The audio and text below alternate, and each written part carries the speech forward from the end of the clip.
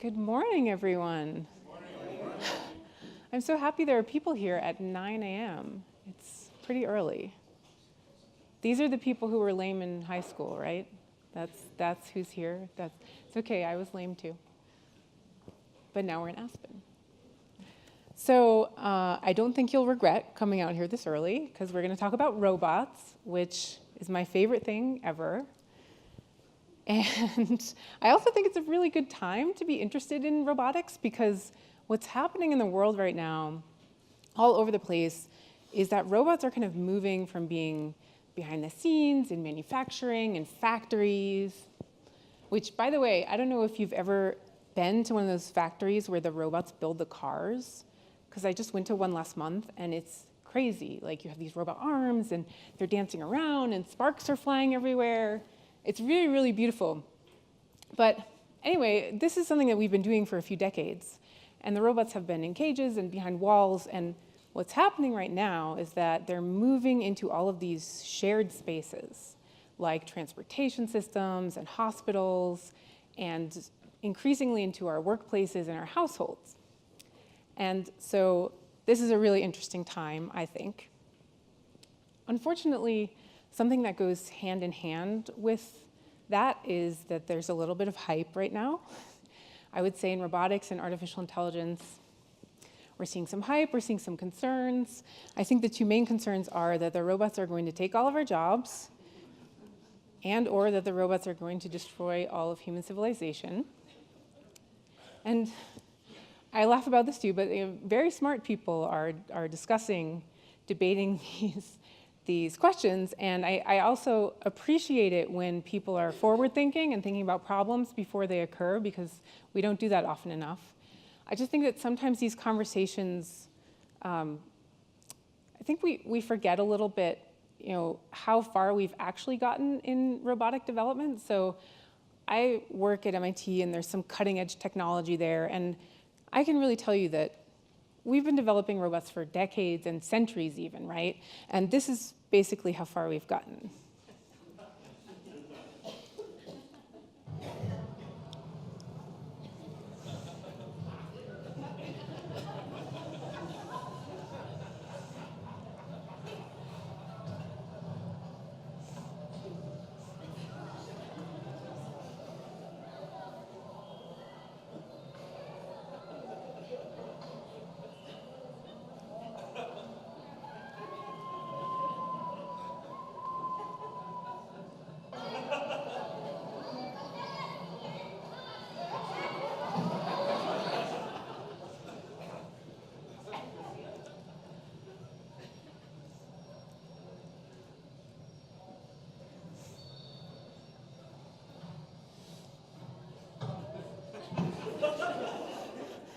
So not quite ready to take over the world just yet.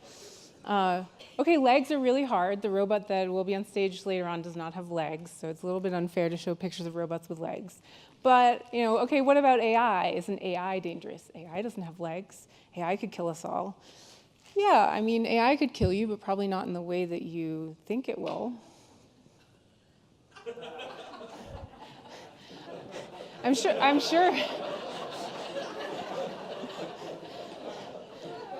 I'm sure Apple has fixed this particular instance by now, but there are plenty of examples. Speech recognition is really hard.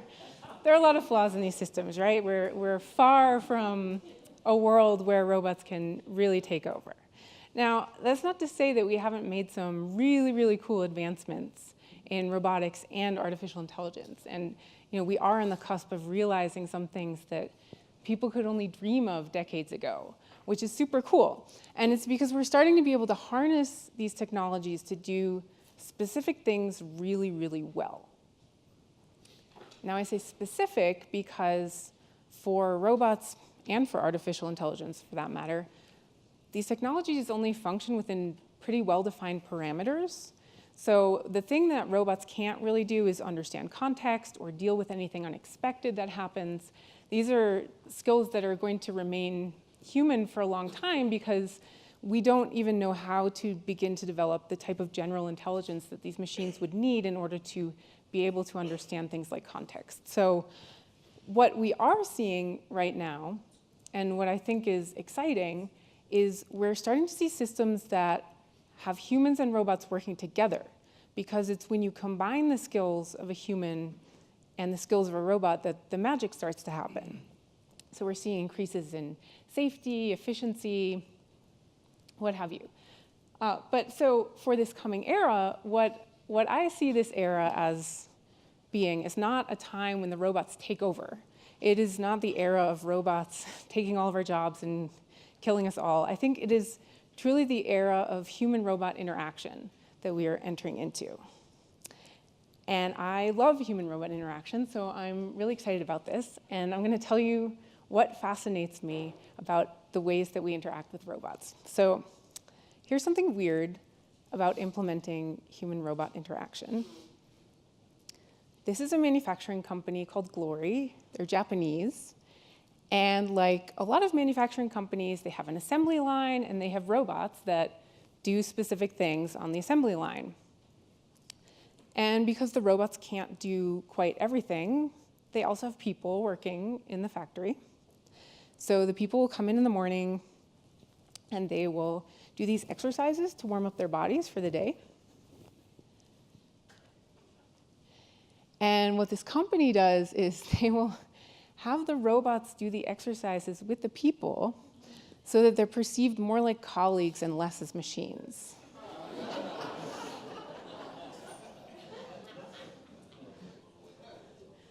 That's kind of weird. And, you know, it's Japan, and Japan does a lot of stuff that we think is weird because there are cultural differences. But I actually think this company is onto something, because it turns out that even in Western society, we're pretty strange about the way that we treat robots. And I would say my favorite robot story from the past few years was this one. I don't know if anyone remembers the hitchhiking robot. I see some nods. So this was a hitchhiking robot. It would ask people to pick it up and put it in their cars and take it with them. And it made it across the entire country of Canada and through some parts of Europe. And then it was trying to cross the United States. And what happened?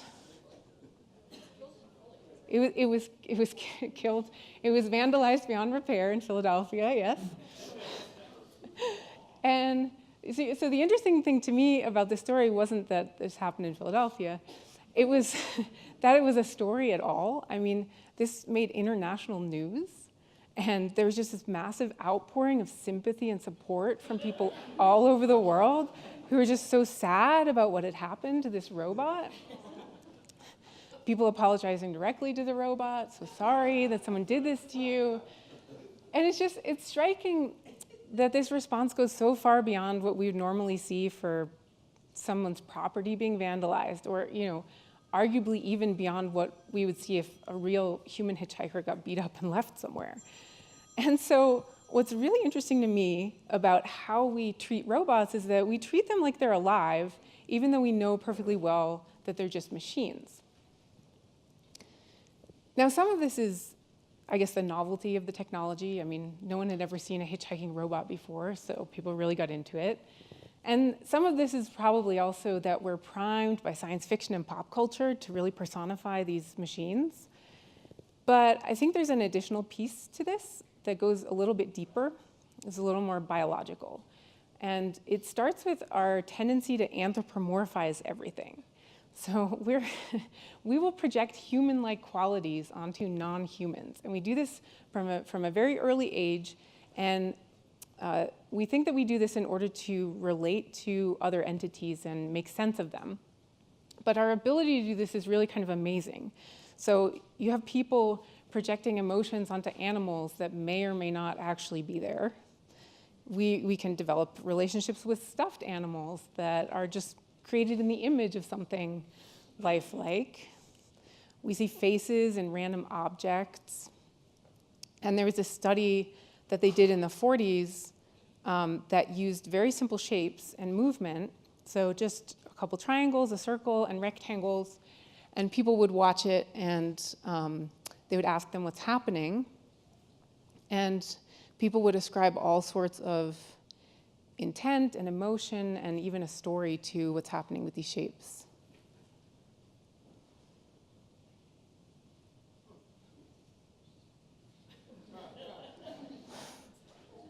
See, you're doing it. You're doing it.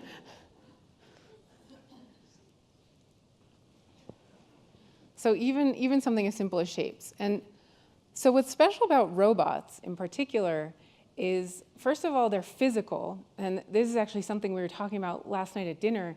We're very physical creatures, and we will respond differently to something in our physical space than to something on a screen. So robots have that physicality, but they combine that physicality with movement. And it turns out our brains seem to be hardwired to project intent onto any movement in our physical space that seems autonomous to us. And so people will do this with even the most simple robots. Take the Roomba vacuum cleaner, an incredibly stupid robot. All it does is follow a random pattern to clean your floors, but it's moving around on its own. And just that fact makes people name their Roomba and feel bad for the Roomba when it gets stuck under the couch. This is a slightly more extreme example. There are a lot of stories and research by Julie Carpenter from the US military, where soldiers will become very emotionally attached to the bomb disposal units that they work with. They'll name them, they'll give them medals of honor, they'll introduce them to their families. When the robot is broken and needs to be repaired, they'll insist on getting the same one back, not a different one. If it can't be repaired, they've had funerals with gun salutes. There's some amazing Reddit threads on this. And what's interesting here is also that this robot isn't designed to look anthropomorphic at all. It's just sticks on wheels. And a lot of these aren't technically even robots because they're remote controlled. They're not even in any way autonomous. And they're already having this effect. And so you can actually enhance this even more if you add the element of design. And we do have, over a century of expertise in animation, in creating these compelling, moving characters and friendly shapes that people respond to and automatically project onto. And so some of the roboticists that I work with, they work with animators to create robots, and we're increasingly seeing social robots that are specifically designed to evoke this response in people. They have eyes, they have faces, they make these movements and sounds and cues that we automatically, subconsciously associate with states of mind. And there's an entire body of research which is fascinating that shows how well this works. So there was this one study last year that I thought was really funny, where they showed that it makes people really uncomfortable if you ask them to touch a robot's private parts. So from this and more serious, well, not that this isn't serious research, but there's an entire body of research that shows, that we respond to the cues that these lifelike machines give us, and we respond even though we know that they're not real. Now, why does this matter? Well, I think it matters because if you're trying to integrate robots into these shared spaces where they're interacting with people, into homes and workplaces, you need to understand that people will treat them differently than other devices. And once you do understand that, it's kind of awesome because it's something that you can harness. And we're seeing some pretty cool applications already in health and education for this type of technology. So you have robots working with children. In this case, you have robots working with autistic children, which it turns out that sometimes it's very hard to engage on an autistic child who doesn't want to engage with an adult. And some of them respond very strongly to robots and find them very engaging. And so if you bring in a robot, you can facilitate not only the interaction, the child will start interacting with the robot, but the child will also start interacting with the adult who's in the room as well. And there are a bunch of people who have done some work on this. Brian Scazzolati's group at Yale does a lot of work around this topic. They do great work, but it's just a very compelling use case. Then there's the personal robots group at the Media Lab. Sorry, I need to catch my breath. So fun fact, so when you're pregnant, in your 5th month, you need 40% more oxygen than normal. And at the same time, your uterus is pushing everything upwards in your body and smushing everything together, including your lungs. And later on in pregnancy, your rib cage will expand by like maybe 2 or 3 inches to accommodate your lungs that need more air, but that hasn't happened for me yet, so. And we're at like 8,000 feet above sea level, so just remind me to breathe sometimes, because I'll get excited as I keep talking. So the Media Lab Personal Robots group does a lot of work with robots and children in health and education.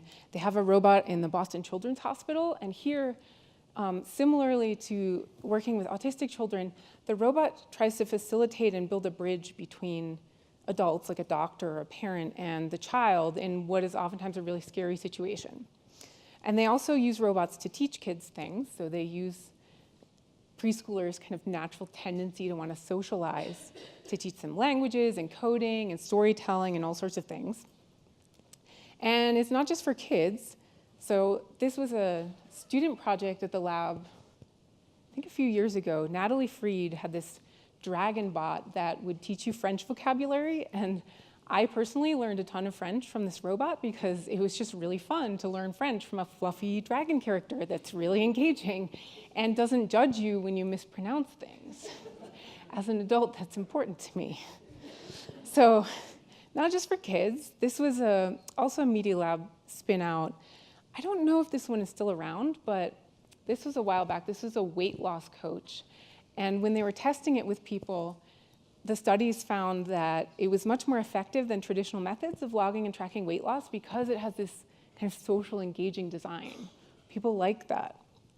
It may seem a little bit silly, but just like in Japan, if you're integrating robots into the workplace, if you do it right, there are wrong ways to do it, like, I don't know, Clippy. Remember Microsoft's Clippy? That's an annoying, anthropomorphic little helper. But if you can introduce some anthropomorphic elements to some robots in the workplace, it can help with adoption of the technology because people will enjoy working with them more. And sometimes even tiny things like giving the robot a name can help. So there's a company in the Boston area that I talked to, and they make these medicine delivery robots for hospitals. So they're just these boxes on wheels that roam the halls of the hospitals, and they started shipping them with little nameplates that say Betsy or another name because they sensed that people were more forgiving of the robot when it had a name. Instead of this stupid machine doesn't work, it's like, oh, Betsy made a mistake. Let's help her out. So last example, this is one of my favorites. So some of you may have heard of this one. This is the Paro baby seal robot. It's a medical device, and it's used in nursing homes and with dementia patients. And it's really, really cute. Like, the picture doesn't do it justice because it makes these little movements and sounds and kind of responds to your touch. And it really gives you the sense of nurturing something. And the reason that's important is because for a lot of these people, their life has been reduced to being taken care of by others. And so this is kind of an important emotional experience for them to have. Now, usually when I tell people about this robot, they're like, oh, Kate, this is terrible. Really? We're giving old people robots instead of human care? And I think they're absolutely right. I think this is a terrible replacement for human care. I also don't think that that's what it's intended to replace, and that's not how I'm seeing it be used. I think it would be wrong to use it as a replacement for human care, but how it's being used is as a replacement for animal therapy. And this is in contexts where we can't use real animals because of safety and hygiene and even cost concerns, but we can use robots, and that's kind of awesome. The reason we can use them is because people will consistently treat them more like an animal than a device. Now, some people will still say, but that's creepy. And maybe it's unethical and undignified to give people the sense of nurturing something that's not alive. And I see that point, I really do, and I agree with it on a theoretical level. It's just that we do many other undignified things in these situations, like even sitting someone in front of a TV with cartoons. But in this case, this robot has been used as an effective alternative to medication for calming distressed patients. And so in that case, personally think it's more ethical to use the robot than to use the medication. But it's up for debate. It is a conversation that we need to have. So even though I'm not so concerned about that case, I do actually have some concerns about moving into this future of human-robot interaction and having social robots enter into our daily lives that we're interacting with on this social level. And so I worry, or I have some questions, I guess, about how this can impact human behavior, both intentionally and unintentionally, and in good and bad ways. And so one of the questions I have as we see the rise of home robots that are, little assistants at home that you talk to is around privacy and data security. This isn't an issue that is restricted to robotics, of course. We have the Internet of Things and all sorts of technologies coming into these very personal, private spaces of our lives. And every week there's a story about an Internet of Things device getting hacked. So clearly this is an issue that transcends just robotics. But it's just interesting, the companies that I talk to, some of them are thinking very carefully about this and others aren't thinking about it at all, which is a little bit scary. And then also with social robots, so Ryan Kalo, who's an American legal scholar, I think he was here 2 years ago. I don't know if you saw him. He's fantastic. So he's done a lot of work on robots and privacy. And he wrote a paper, I don't know, probably a decade ago, about how the design of robots might actually influence how people perceive their privacy being violated. Based on psychological research, that the presence of eyes can influence behavior. And so it adds a really interesting layer to privacy policy when you think about people's perception and people's preferences. But the other thing that I wonder about with social robots is whether they can actually get you to reveal more personal information about yourself than you would ever willingly enter into a database because you are interacting with them socially.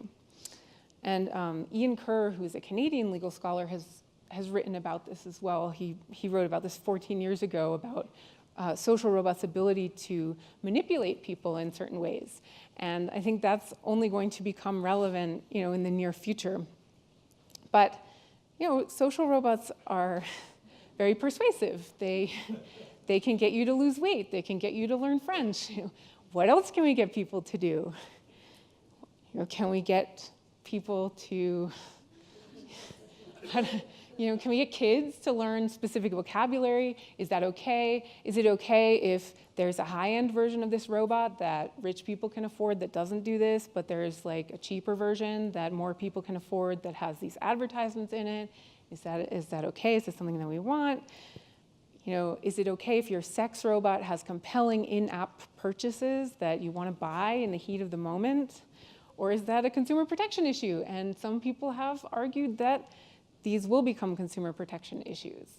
So Woody Hartsook has done some work on this with United States consumer protection law and looked at how the law might think about some of these things. But I think it's particularly relevant because a lot of the technology being developed right now is for very vulnerable parts of the population, like the elderly and children. So it is something that we need to be thinking about. And I'm very glad that there are people thinking about this. So I would categorize this as kind of one of the more known issues that people are becoming aware of. There's a lot of conversation about it, and I have a lot of faith that we will be able to find ways to address some of these issues by working together. The other thing that I'm interested in, though, is some of the more unintended effects of interacting with very lifelike technology. And so I'll give you an example. This is a company called Boston Dynamics that some of you may know of. I think Google just sold them to SoftBank. But they make these very biologically inspired military robots. And they released this video a few years ago showcasing a new robot named Spot. And this robot is very dog-inspired, as you can tell by the name. And what's going to happen in the video is they're going to kick Spot.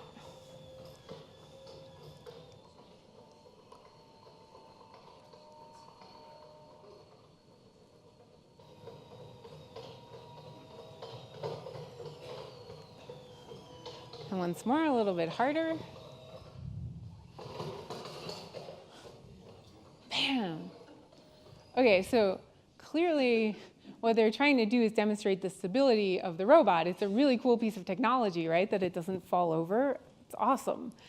But when they put this video online, people started expressing negative emotions about what was happening. And it got to the point where PETA, the animal rights organization, was getting a lot of phone calls, and so they finally had to release a press statement. And poor PETA is like, guys, we're not going to lose any sleep over this because it's not a real dog. But they also mentioned that most reasonable people find the idea of such violence inappropriate. I think that's interesting. So I first became interested in empathy towards robots back in 2007 when I bought one of these. This is a Pleo. It's a baby dinosaur robot. It's a toy. It's kind of an expensive toy. It's about $500 because it has all this cool technology in it. It has motors and touch sensors and infrared cameras and microphones. And I bought it because I thought that was really cool. And so one of the things that it has is a tilt sensor. So it knows where it is in space. And that means that it can do things like, if you hold it up by the tail, it understands that it's upside down, so it will start to cry. Oh, yes. Which, by the way, there's going to be one of these tonight. I don't know if I'm allowed to say this, but there's going to be one of these tonight at the Hotel Jerome. There's a live taping of Hidden Brain, the NPR show that I'm going to be doing. And so if you want to see this robot in action, you should come to that. I'm going to be talking about a lot of the same stuff as here, though. So the other thing that's going on is Azim Sharif has a session at 5:30 that I would totally be going to if I didn't have to be at Hotel Jerome. So I highly recommend that. But I digress. So the Pleo cries when you hold it by the tail. So of course I would show this off to my friends and be like, hey, hold it up by the tail, see what it does. And after a while, this started to bother me a little. And I would tell my friends, okay, that's enough, put it back down now. And then I would pet it to make it stop crying. And that was just really interesting to me because I'm not a very maternal person. I can't even take care of plants. And the fact that I was compelled to comfort this robot, even though I knew exactly how it worked, I knew what was going on, was fascinating to me. And so I wondered, is it only me? And so fast forward a few years, and I did a workshop with my friend Hannes Gosselt at a conference called LIFT in Geneva, where we bought 5 of these Pleos, and we gave them to groups of people. And we had each group kind of adopt one and name it and play with it and interact with it. And then after about an hour, we asked them to torture and kill them. And honestly, we were trying to make it dramatic, but it turned out to be more dramatic than we expected it to be. We really couldn't get them to even hit the baby dinosaur robots. And we had to kind of start improvising. So finally we were like, okay, you can save your group's robot if you take this hammer and hit another group's robot. And I have some footage. It's very poor. It's like from my cell phone, taken vertically like an idiot. There's no sound, but you can kind of see what's going on. So this woman has decided she's going to save her group's baby dinosaur robot by hitting this other robot with the hammer. So here she goes.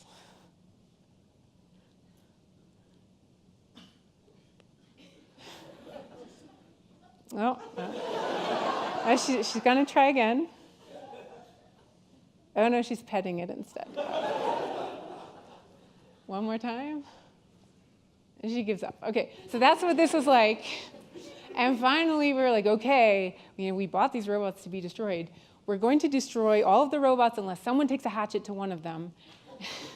And finally, someone did. And there was this half joking, half serious moment of silence in the room for the dead robot. So that was super interesting. I loved that. It wasn't science, though, because it's not a controlled setting. There's a lot of stuff going on, like social dynamics, like people really got into it. So I was curious, what would happen if we looked at some of these factors in a more scientific setting? Could we find any effects? And so fast forward another few years, and I did a experiment with a Media Lab student named Palash Nandi, and we were using hex bugs, which if you have small children, you might know this toy. It's very insect-like. It moves around in a very lifelike way. I always have some in my purse. If you're interested and bump into me later, I can show you.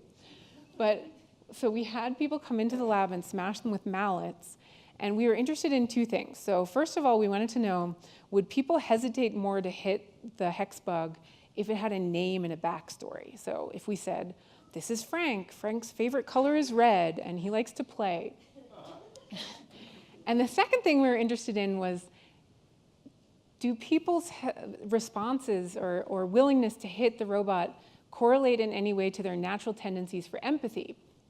So we did psychological empathy testing with people, and we found that people who scored low on empathic concern for others, they did not care about Frank. They would just hit Frank. And people who scored higher on empathic concern, they would hesitate more, some even refused. And they did so particularly when there was this name and personification and framing around the robot. And that was kind of cool because essentially what we came up with is a reverse or a mashup of the Voight-Kampff test from Blade Runner. I don't know how many of you have seen Blade Runner. It's a classic. Everyone should see it. There's a new one coming out, I think in September, October. I'm really excited. But I won't spoil anything, but Blade Runner takes place in a world where humans and robots look exactly the same. So they develop a test so that they can tell them apart, and the test uses storytelling and empathy measurement. And so our mashup of that is that we can tell how empathic you are as a person depending on how you respond to storytelling around robots, which is kind of cool. But it's not actually the question that I'm most interested in. So the question that I'm most interested in is not, can we measure people's empathy with robots? It's, can we change people's empathy with robots? So could we use robots therapeutically with children, with prisoners, with anyone really, to make them more empathic? And there's a flip side to that question, which is, could it be desensitizing to people to behave violently towards very lifelike robotic objects that respond in a lifelike way? Because as we increasingly interact with the technology and the technology gets better at mimicking lifelike responses or even real conversations, that type of thing, I wonder, and I particularly wonder about children, right? So there was a study in Japan, I think it was last year or the year before, and they were using this mall patrol robot that would patrol the shopping mall, and they noticed that very small children, unsupervised, would go and kind of harass and beat up the robot. It's terrible and funny at the same time. There's videos in the study of children hitting the robot over the head with a bottle, and what they ended up doing was they ended up programming the robot so that it would avoid people below a certain height and move towards taller people, which is funny. But so the question for me here is, do we reach a point where there are reasons to stop our children from behaving violently towards lifelike robots that go beyond respecting other people's property? Like, is there any way that they could become desensitized to violence towards living things, the better that technology can mimic living things? And some people have already raised this question about children's behavioral patterns and whether they can adopt behavioral patterns from interacting with the virtual assistants that we have today. So there was a really positive story in the New York Times a few years ago by a mother who was talking about how her autistic son had developed a relationship with Siri, Apple's voice assistant. And she said it was the best thing ever because Siri is infinitely patient. She will answer every question repeatedly and consistently, and apparently that's really important for autistic kids. But also because the voice recognition is so bad, He had learned to articulate his words really clearly, and that had improved his communication with other people. So that's great, right? I mean, it's great, except that Siri isn't designed to work with autistic children. So you might have some other unintended or even negative effects of interacting with this technology too. And so this one guy started complaining. He wrote a blog post about how Amazon's Echo is turning his kid into an asshole because Alexa doesn't require any please or thank you or any of the standard politeness that you want when you're conversing with someone and asking them to do things for you.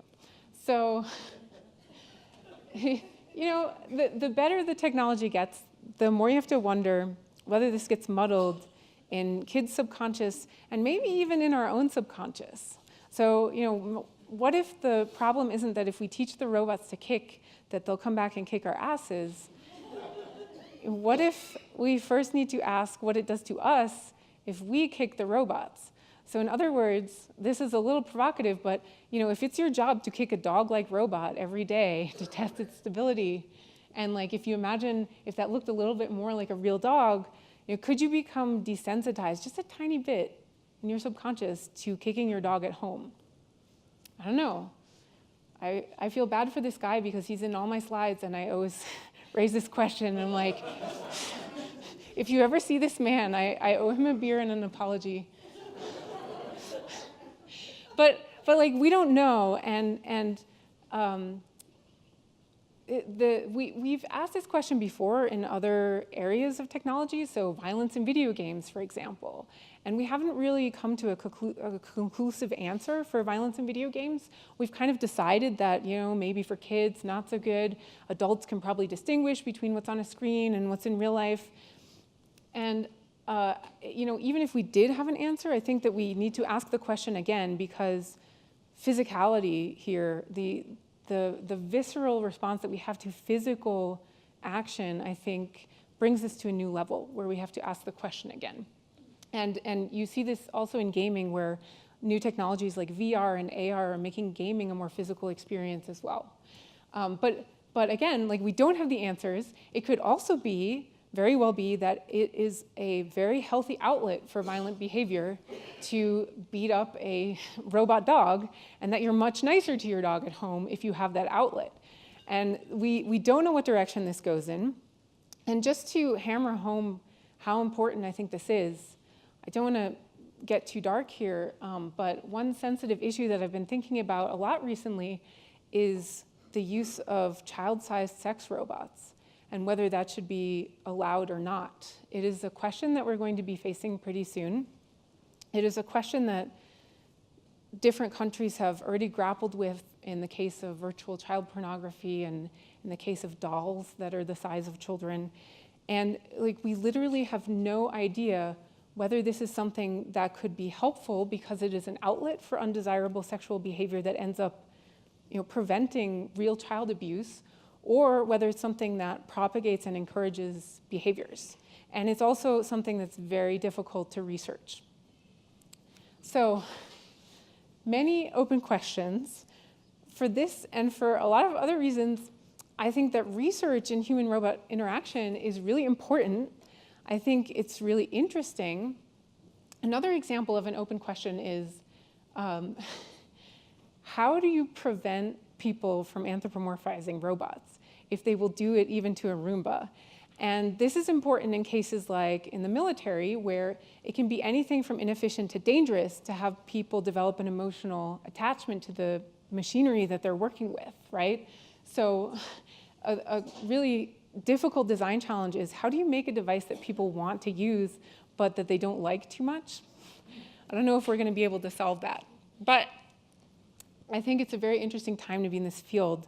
And it's not just restricted to this field either. I think that nothing that I've talked about today really has a lot to do with technology.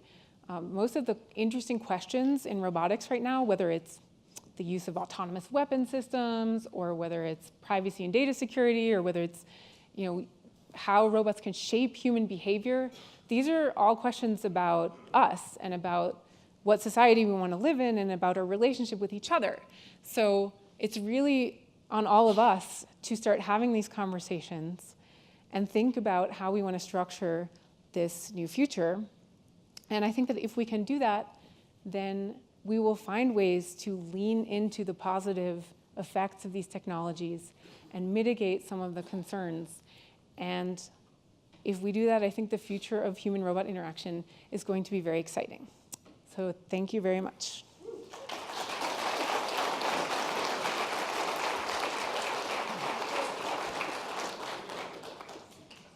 So we have some time for questions if anyone has any. Hi, I'm Joanna Ossinger. Love the presentation, thank you. One thing that I've been sort of concerned about along these lines recently, I'm seeing more reports that AI takes on a lot of racist and sexist characteristics, especially when it's kind of crowdsourced or just from what people are thinking. So along the lines of what you said about how people play into this a lot, are you looking at any of that, or do you have any thoughts on that front?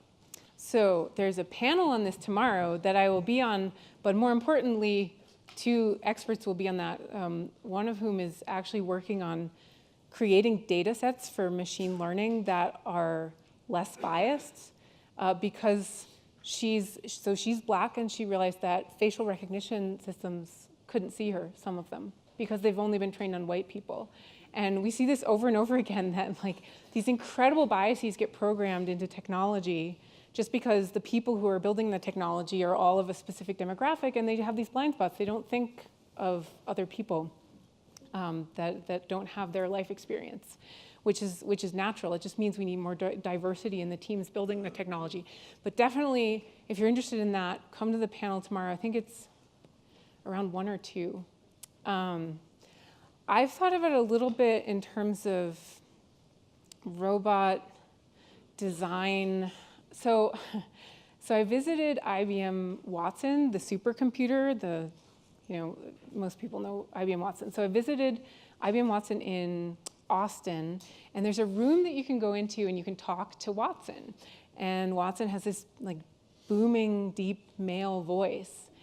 And it was pretty horrifying for me to realize that they actually had a second AI in the room, and that AI's job was to turn on the lights and greet the visitors. That one had a female voice. So I think there's a lot in the design of, even the superficial design of these systems, without even getting into the data sets that we're training them on, that we need to think about what effect that is going to have, and whether that's going to perpetuate certain stereotypes and biases that we have. I don't know. Hi, I'm Daniel Moss. You mentioned the Japanese company Glory. I spent a little bit of time at Fanuc in Japan late last year, and one of the big plants on their campus is robots producing other robots. Ooh. And there's barely a human in sight. And when my colleagues and I looked at that assembly line, we could have imagined it, but it looked like the robots making the other robots were taking almost reverential care.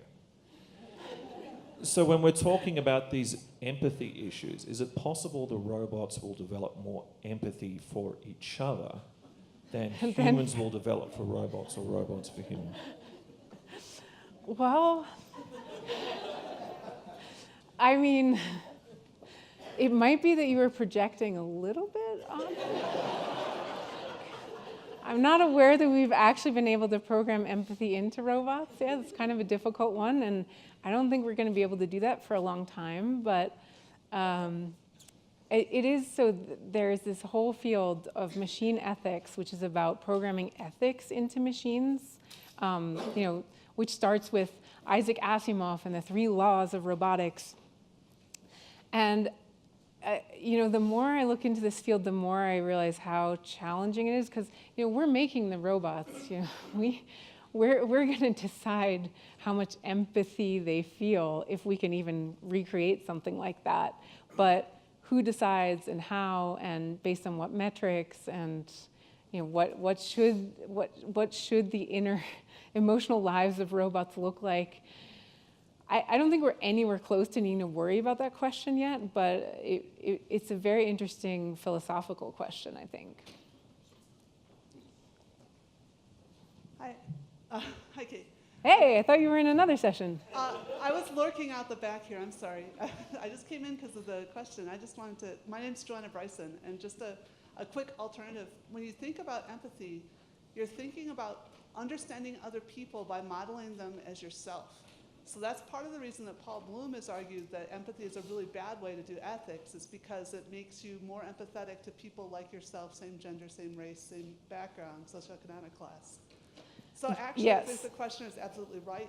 It is easier to make empathy for something that is more like yourself, but that doesn't mean that's the way we want to run our ethics or that's the way we want to run our values. Yeah, I actually love Paul Bloom's work. He uses different terminology than I do. So I would call it, he distinguishes between cognitive empathy and emotional empathy. And he says that emotional empathy is bad because it makes you have these knee-jerk reactions to things and empathize more with people of your skin type and that type of thing. And cognitive empathy, I forget what he calls it. Does he call it sympathy? What does he call cognitive empathy?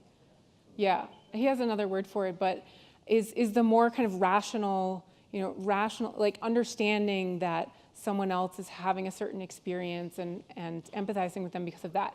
Now, of course, I think that rational empathy of that sort would be ideal. That would be wonderful if we could have a world where people function like that. And I do agree that we should perhaps in some cases try to nudge people towards that, but I don't see human nature ever getting rid of that emotional empathy piece. And it also seems to be much more powerful in that it's a fuel that drives people in a way that the cognitive piece doesn't. And so I'm curious whether there's a way to harness that and use it rather than try and discourage it entirely, which I just don't think we're going to be able to do. I'd love to talk more about this, by the way.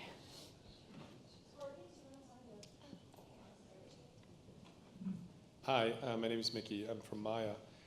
So in the human-computer interaction field, over time, people start to come up with sort of heuristics, rules of thumb for sort of how to maybe interact, how to help design systems that interact and maybe are virtuous for the user to be able to use. Have you started coming up with any rules of thumb, heuristics in your own research around sort of things you'd like to see happen or that you believe would be better along whatever dimension you might think, for human-robotic interaction? Yeah, so I tend to be, well, there are a couple different pieces to this. So in design, it's interesting to see the robotics community start to come up with certain heuristics for how to create effective human-robot interaction that doesn't annoy people and that people respond well to, right? So that's this whole thing that's going on. And then I guess for me, the piece that I like to emphasize is that we shouldn't be discouraging anthropomorphic technology because some people argue that we should discourage it. And I think that it's very useful, but it depends on the context in which it's used. And so in the context in which we do want people to engage with the robot like a social actor, we should encourage it. And then other contexts, like I made the example of the military, where the robot is supposed to be used as a tool or a device and not as a social actor, we need to find ways to discourage it. So those are my main contributions to the design in this field. Hi, my name is Dr. Elliot Levy, and I work in the field of educational technology. And we've developed software to help teach students how to read. And we've had people come to us and say, the future of education is having robots teach the students. And I object to that greatly because I can just say anecdotally, I was influenced when I was young by a teacher. And many people in this room probably had a teacher or multiple teachers do something to change their lives. I just can't imagine the robots will be able to change the lives of students, but I'd be interested in hearing your comments. Yeah, I tend to agree with you that I don't want to see robots replace teachers, certainly not now when robots are still definitely not good enough to be teachers. But I do see them as an interesting tool for teachers to use to create more engagement with kids. So it comes down to whether you're supplementing or replacing, and I'm definitely for supplementing. I think robots working together with teachers, awesome. Can you hear me? Yeah, hi. Bruce Lane from Washington, D.C. I was in Tokyo 2 years ago and went to the Honda headquarters and saw that SMO robot that you showed on the screen. And it was really cool seeing him. I mean, he was capable of doing a lot of things. So what they told us was that because they are an aging society, that they've been working on developing these robots for a long time to provide older people with this, a robot aid to help them go shopping for groceries and go upstairs and things like that. So but I'm wondering, when will those be available for common use, here or anywhere else? Well, it kind of depends. So I know. So Japan is really. I mean, they have a big problem, right? They have dramatically overaging population, and so in Japan and other countries that don't have enough young people to do the care work, they're trying to invest heavily in robotics to take over some of the care work. I'm a little bit nervous about that because I think we're still pretty far away from having robots that are very good at providing the type of care that a worker could provide. So robots that can help with certain specific things, we might see sooner rather than later. But like an ASIMO that can do all of your housework and like help you remember to take your medicine and do the whole gamut, I think is very, very far away. And I worry that we're going to start trying to implement some of these robots before they're really ready, and we're just going to lose out on care for people. And what's also disturbing about all of this is that Japan has really strict immigration policies, and there's some argument that this is a social issue and not just a technology issue, where they could have people to do these jobs, but they don't want to let them in the country. So again, it's like it's a somewhat larger issue in Japan and other places. How to use this technology, and I don't really agree with the whole we need to replace human care within the next 10 years approach. I think that's the wrong approach. So sorry that you won't have an ASIMO anytime soon. Like you might have one that falls over half of the time and malfunctions, but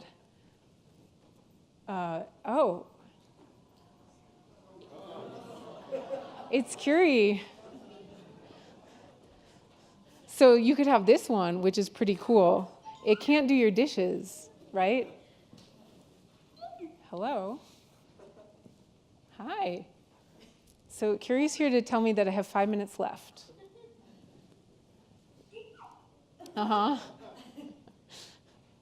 This is a really brilliant design. It's very minimal. It doesn't try to do too much. Sorry, I'm not trying to shill for Curie. I really think it's beautifully done, because people who try to create robots that are too human-like or too like an animal that you're really familiar with, people don't respond to as well. But if you just have like the semblance of eyes and a head, it's really easy to treat it, like to suspend disbelief and treat it like a social actor. Well, are you guys going to talk about Curie at all, or? I've got a whole demo area. Oh, there's a whole demo area where you can go find out and play with him or her. I've heard the gender is whatever you want it to be. So, any more questions? Yes, I'm Bill Nitza, and I watched a couple of episodes of Westworld. Yes. And this raises some far-fetched questions about people who make money by enabling other people to act out the darker sides of their personalities vis-a-vis robots as guests versus hosts, and make a lot of money doing it. Now, I love Google and Facebook and Amazon and so forth. Yeah. But the profit motive is so powerful. There are so many hundreds of billions of dollars at stake how are we as a society going to control how we interact with these platforms? Because the platforms are going to seek markets for whatever we will pay for. Do you have any thoughts on that? Yeah, I completely agree with you. And that's also why it's honestly frustrating to me that so much of the conversation around AI and robotics is about artificial superintelligence and the robots killing us all, when really what we need to be concerned about now and in the near future and really need to be addressing is the fact that corporations and other entities that are deploying the robots may not have interests that align with the general public's interests. I mean, clearly they don't. So I think we should be focusing on the people who are making the robots. And there are different ways to address this. I think awareness is certainly very important. And then, there's regulation that we could pass. I mean, we have consumer protection law to protect people from companies. I think it is difficult because these tech companies are getting bigger and they have more and more power and they have powerful lobbies, but we have to try, right? And hopefully,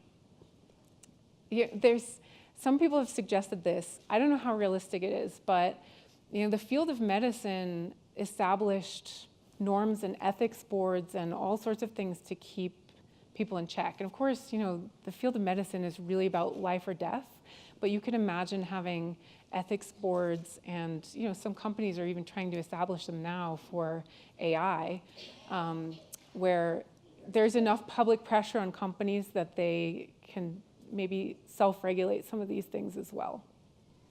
I think those are the paths we can take. Oh, we're out of time. Curie. K-U